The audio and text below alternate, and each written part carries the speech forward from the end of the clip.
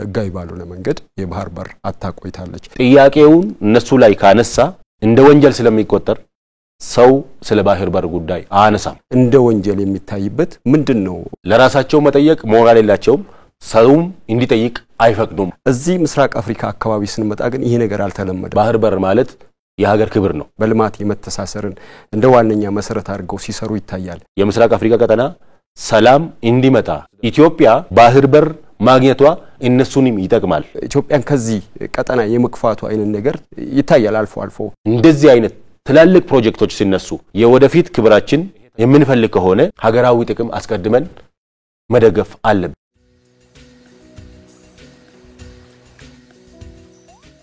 ሰላም ጤና ይስጥልኝ ተመልካቾቻችን በያላችሁበት ሰላማችሁ ይብዛ ዛሬ እንግዲህ በባህር በር ጉዳይ ላይ ነው ትኩረት አድርገን የምንወያየው ዶክተር እንኳን ደህና መጡ ብያለሁ አመሰግናለሁ እንግዲህ የባህር በር ጉዳይ አጀንዳ ከሆነ ሰንበትበት ብሏል ወደ ኋላ መለስ ብለን እስቲ እናንሳና ኢትዮጵያ ላለፉት ዘመናት እንግዲህ ለረጅም አመታት የባህር በር ባለቤት ነበረች በዚህም ደግሞ የባህር ኃይልን ጨምሮ ወደብን ጨምሮ ሲጠቀም ነበርና ላለፉት 3 አስርት አመታት ግን ይሄ ጉዳይ ኢትዮጵያ በህጋዊ ባልሆነ መንገድ የባህር በር አታቆይታለች ይሄ የባህር በር ያጣችበት ዋነኛ ምክንያት ደግሞ ፖለቲካዊ ሴራ ነው ተብሎ ይነሳል ይሄን ጉዳይ እንዴት ያዩታል ኢትዮጵያ ለብዙ አመታት ባህር በር አላት አሁን የት ነው ስህተቱ የተፈጠረው ፖለቲካሊ ኤርትራ ከኢትዮጵያ ስትገነጠል ያኔ ያለ ምንም መንግስታዊ ውሳኔ ፓርላማው ሳቅ የሚኒስትሮች ምክር ቤት ሳይወስን የመንግስት ተቋም ሳይወስን እንዲሁ ዝም ብሎ የኢትዮጵያ ባህር በር ተላልፎ ተሰጥቷል ማለት ነው ይሄ ለሀገር ካለ ማሰብ የተነሳ ነው ምክንያቱም ያኔ ባህር በር ብናጣም ከሌላ ሀገር ማከራየት እንችላለን የሚል በዚህ ሐሳብ ነው ነገር ግን አሁን ለክራይ ብቻ የምናወጣው ስንት የአባይ ግድብ የሚገነባ ለክራይ ነው የምንከፍለው ዛሬ ስለዚህ ጉዳቱ በሰፊ ኢትዮጵያን ጎርቶታል ማለት ነው ይሄ ጉዳት እንዳይቀጥል የኢትዮጵያ ህዝብም ቁጥሩ እየጨመረ ሲሄድ ወደ ሌሎች ሀገራት ላይም ጉዳት እንዳያመጣ የባህር በር ጥያቄ አሁን ማንሳታችን በጣም ትክክልና ታሪካዊ ስራ ነው ማለት ነው በማንሳታችን ደግሞ የተለያዩ ሀገራት የኢትዮጵያ የባህር በር ጥያቄ ተገቢና ትክክል መሆኑን የደገፉበት ሁኔታ ስለሆነ ጥያቄው ተገቢ ነው ጥያቄው ለሀገራችን እድገት ነው ኢትዮጵያ ስታደግ ደግሞ ለኢትዮጵያውያን ብቻ ሳይሆን ለአፍሪካ ሀገራት ሁሉ ይጠቅማል ማለት ነው ለምሳሌ የህዳሴ ግድብ ጥቅሙ ለኢትዮጵያ ብቻ አይደለም የጎረቤት ሀገራት ይጠቀማሉ ምክንያቱም ከዚህ የሚመጣውን ኃይል ተከራይቶ ይወስዳሉ ማለት ነው ሱዳን ኬንያ ታንዛኒያ ሌሎች ሀገሮችም ማለት ነው በዚህ መልኩ የባህር በር ኢትዮጵያ ስናገኝ እድገቱ ጥቅሙ ለኛ ብቻም ሳይሆን ለውጭ ሀገራትም ለአፍሪካ ሀገራትም ይሆናል ማለት ነው ፓርላማውም ሳያውቀው የመንግስት ተቋማትም ሳያውቁት ዘም በኋላ ደግሞ የባህር በሩ ከሄደ በኋላ የባህር በር ጉዳይና የኤርትራን ጉዳይ ማንሳት እንደ ወንጀል የሚታይበት ምንድነው ዋነኛው ምክንያት ተብሎ የሚታሰበው እንግዲህ ያኔ ያጣነው አንድ የፖለቲካ ስህተት ማለት ነው እንችላለን እሱም ብቻ በስህተት ብቻም ሳይሆን የሀገርን የወደፊት የጣፈንታ ካለ ማሰብ የተነሳ ነው የኢትዮጵያ ህዝብ በየአመቱ የሚጨምረው ቁጥሩ የሚታወቅ ነው እንደገና የኢትዮጵያ አቀማመጡ በአፍሪካ ውስጥ በጣም ስትራቴጂካሊ ኢምፖርታንት የሆነ ሎኬሽን ላይ መሆኑ የሚታወቅ ነው ኢትዮጵያ ከአፍሪካ ሀገራት የብዙ ሀብት የሚገኝበት ቦታ ነው ይሄንን ቢያስቡ ኖሮ አልፎ የ30 አመት የ40 አመት የ50 አመት የሚያስብ መሪ ቢኖር ያኔ የባህር በሩን በቀላሉ አይለቁም ነበር አሁን ግን ያለን መሪ ያሁኑ ጊዜ ብቻም ሳይሆን ኢትዮጵያ ከተወሰነ አመት በኋላ የት እንደምትደርስ አቅዶ ስለተነሳ ያ እቅድ ለማሳካት ደግሞ የባህር በር ጠቃሚ ስለሆነ ነው አጀንዳው ያነሳው ማለት ነው አሁን ይሄ ባህር በር ጉዳይ ለምን ከ27 ዓመት ባለፈ 30 ዓመት ውስጥ ለምን አላነሳም የሚል ያኔ እንድናጣ ያረጉ ሰዎች ይሄንን ሐሳብ ማንሳታችን አይፈልጉም ያኔ ምክንያቱም ትልቅ ስህተት መሆኑን ስለሚያውቁ የተሳሳቱም እነሱ መሆኑ ስለሚታወቅ ጥያቄውን እነሱ ላይ ካነሳ እንደ ወንጀል ስለሚቆጠር ሰው ስለ ባህር በር ጉዳይ አነሳም አልፎ አልፎ ሰው በፊልም በቲያትር በአንዳንድ ነገሮች ሊጽፍ ይችላል ነገር ግን አንድ አሳልፎ የሰጠ የባህር በር የኢትዮጵያን ባህር በር አሳልፎ የሰጠ መንግስት ተመልሶ መብቴ ነው ብሎ መጠየቅ ደግሞ አይችልም ሞራሉም የለውም ማለት ነው ለዛ ነው ወንጀል የሆነው ያኔ መጠየቁ ራሱ አሁን ግን በለውጡ መንግስት የመጣ የባህር በር ጥያቄ ሰው የፈራው መንግስት የፈራው መፍራታችን ትክክል እንዳልሆነ ለብልጽግናችን ደግሞ በጣም ጠቃሚ መሆኑን ስለታመነበት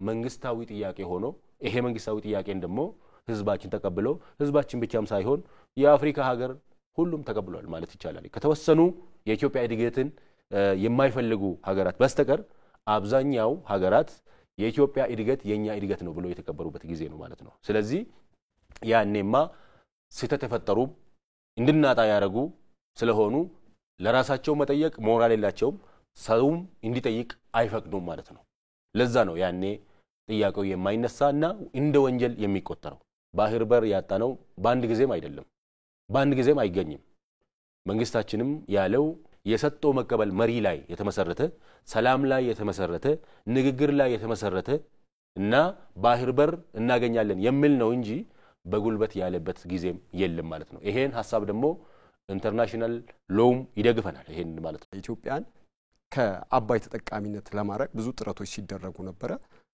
ሆኖም ግን ባለፉት አመታት በተሰራው ስራ ደግሞ ይሄን ነገር ማሸነፍ ችለናል እንደዚሁም ደግሞ ከባህር በር ኢትዮጵያን የማራቅ ስራ በእጃዙር የሚሰሩ ሀገራት ይሄ እንዳይሳካ ኢትዮጵያን የማጠልሸትና ኢትዮጵያን እንደ ወራሪነት የማንሳት አይነት ነገር ይታያልና እንደው ይሄ ከምን የተነሳ ሊሆን ይችላል ኢትዮጵያ ባላት ሀብት ከተጠቀመች ብዙ ፕሮጀክቶች ከተገነቡ ከአፍሪካም አንደኛ መሆኗ እንደማትቀር ስለሚያውቁ የነሱ ተጽዕኖ ስለሚቀንስ ኢትዮጵያ እንዳታድግ ስለሚፈልጉ እንጂ የኢትዮጵያ እድገት የኢትዮጵያ ብልጽግና ለጎረቤት ሀገራት ይጠቅማል እንጂ አይጎዳም ስለ አባይም ስለ ባህር ጉዳይም ሲነሳ ኢትዮጵያ ታድጋለች ኢትዮጵያ ካደገች ደግሞ የኛ የበላይነትን ትወስዳለች ከሚል የተነሳ እንጂ የኢትዮጵያ እድገት የጎረቤት ሀገራትን ይጠቅማል እንጂ አይጎዳም ባህር በር ማለት የሀገር ክብር ነው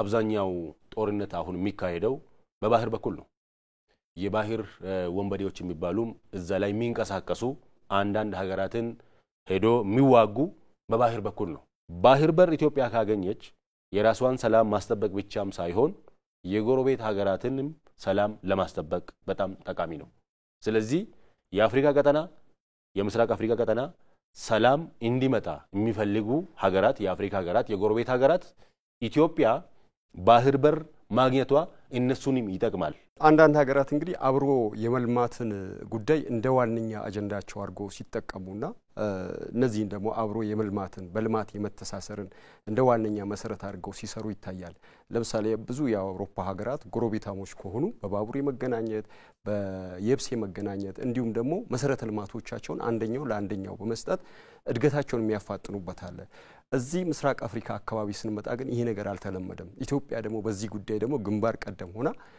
የጋራ መልማትን ዋንኛ አጀንዳ አድርጋ አንደኛው ለአንደኛው በመሰረተ ልማት ቢተሳሰር ሰላምን ከማምጣት አንፃር ወዳጅነትን ከማጠናቀቅ አንፃር ሚናው የጎላ ነው ብላ በግንባር ቀደምትነት እየሰራች ትገኛለች ግን አንዳንድ ሀገራት ደግሞ ይህን ጉዳይ እንደ ተስፋፊ አድርጎ ወይም ደግሞ እንደ ሴራ አድርጎ የሚወስዱበት ሁኔታ አለ ከዛም የተነሳ የጋራ ጥምረት አድርገው ኢትዮጵያን ከዚህ ቀጠና የመክፋቱ አይነት ነገር ይታያል አልፎ አልፎ ይሄ ከምን የተነሳ ሊሆን ይችላል በጋራ የመልማት ልምድ በአፍሪካ ሀገር ብዙም አይታይም አንድ ሀገር ሲያድግ ሌላውን እንደሚጎዳ ነው የሚታሰበው ነገር ግን በተጨባጭ ሲታይ ለህዝቡ የሚጠይቀመው ለሀገራት የሚጠቅመው ለአፍሪካም የሚጠቅመው በጋራ መስራት በጋራ መቆም ነው።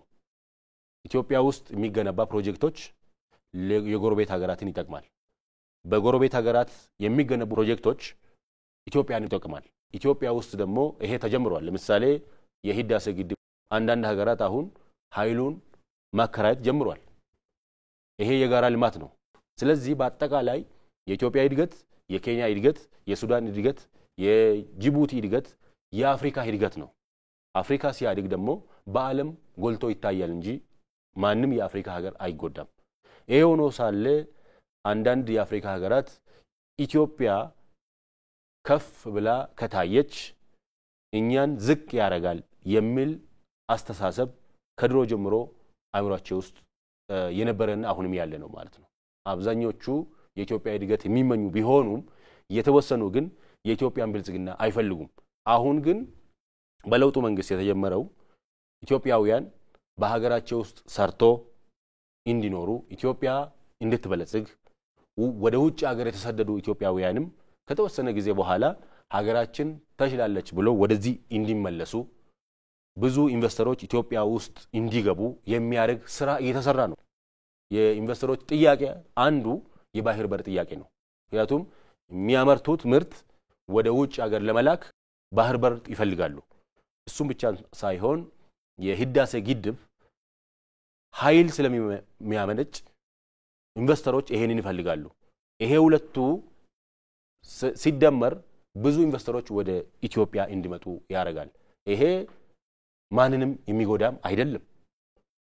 ያ እድገት መጥቶ ኢትዮጵያ እኛን ትበልጣለች ብሎ የሚያስቡ አንዳንድ የጎረቤት ሀገራት ግን አሸባሪዎችን አስታጥቆ እንዲንቀሳቀሱ ሰው እንዲገሉ ምክንያቱም ኢንቨስተሮች ወደ ኢትዮጵያ እንዳይመጡ ለመከልከል ነው ሐሳባቸው። የባህር በር ጥያቄ ከተደበቀበት ተነስቶ አሁን ከመንግስት አጀንዳነት ወርዶ ህዝባዊ አጀንዳ ሆኗል። ባጭር ጊዜ እንደዚህ አይነት አጀንዳዎች መምጣታቸው ምን ተስፋን ያጭራሉ? እውነት ለመናገር የኢትዮጵያ ህዝብ ጀግና ህዝብ ነው። ጀግንነቱን ያሳየው አንድ በአድዋ ድል ነው። ያኔ ምንም ቴክኖሎጂ ትላልቅ ቴክኖሎጂ ሳይኖር ህዝባችን አንድ ላይ ሆኖ ፋሽስትን አሸንፎ ኢትዮጵያ ትልቅ ሀገር መሆኑን አሳይቷል። ኢትዮጵያ ትልቅ መሆኑን ብቻ ሳይሆን ደግሞ ጥቁር ህዝብ በአፍሪካ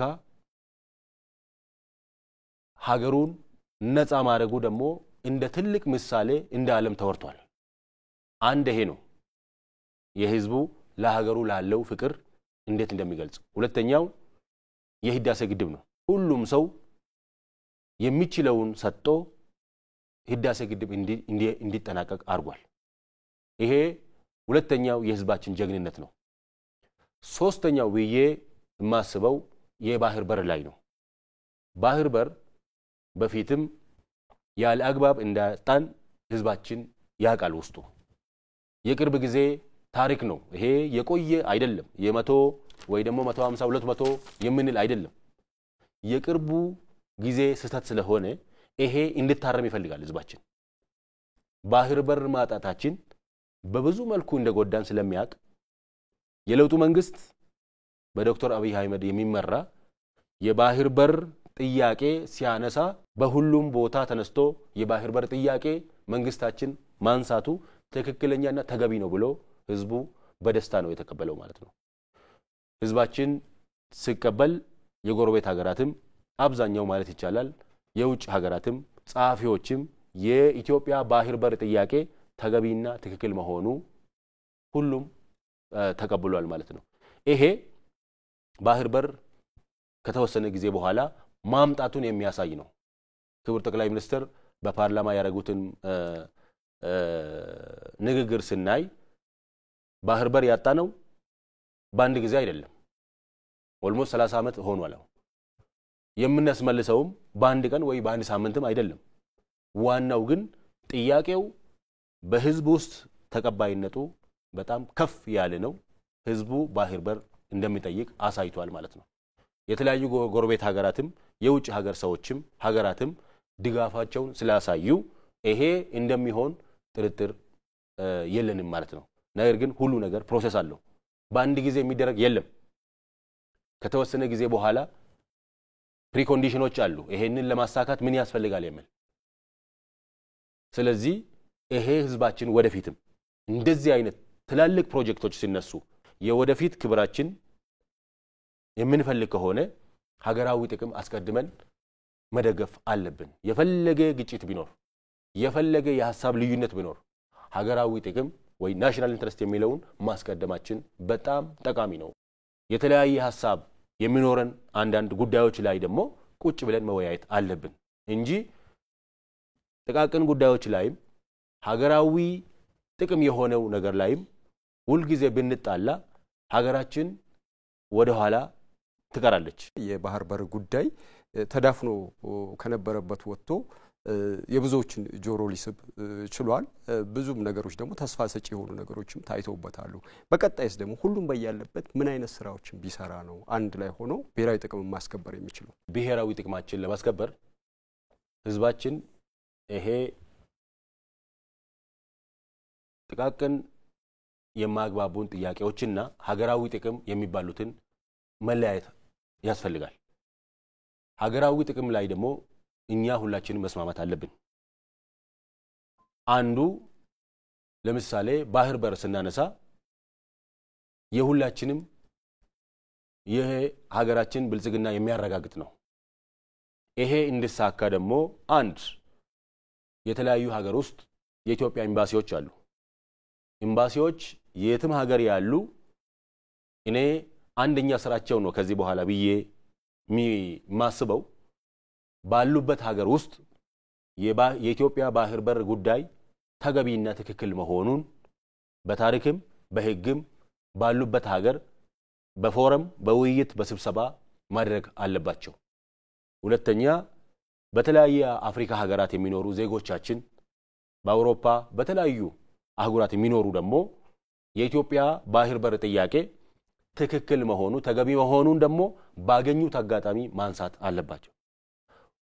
ሶስተኛው የሀገራችን ሚዲያ በኢትዮጵያ ቋንቋዎች የሚሰሩ ሚዲያዎች ህዝባችንም አሁንም ስለ ባህር በር ጉዳይ ጥቅሙ እንዲያቅ በደንብ መስራት አለባቸው። በእንግሊዝኛ በፈረንሳይ በአረበኛ የሚሰሩ ሚዲያዎች ደግሞ ይሄ የባህር በር ጥያቄ ትክክል መሆኑ ተገቢ መሆኑ ታሪካዊ መሆኑ ማሳየት አለባቸው። የኢትዮጵያ ምሁራን ውጭ ሀገርም ውስጥ ሀገርም የሚኖሩ ደግሞ በጽሁፍ በፊልም በቲያትር የባህር በር ጉዳይ ተገቢ መሆኑ የኛ መሆኑ ጥያቄው ትክክል መሆኑን ደግሞ በሚችሉት ማሳየት አለባቸው። ህዝባችን ደግሞ ባለበት ሁሉ የባህር በር ጉዳይ አድዋ እንዳሳካ ነው፣ የህዳሴ ግድብ እንዳሳካ ነው። የባህር በር ጉዳይ ማሳካቱ ስለማይቀር ሁላችንም መደገፍ አለብን። የሀገር ጥቅም ላይ ሁላችንም ብንተባበር ኢትዮጵያ ታድጋለች።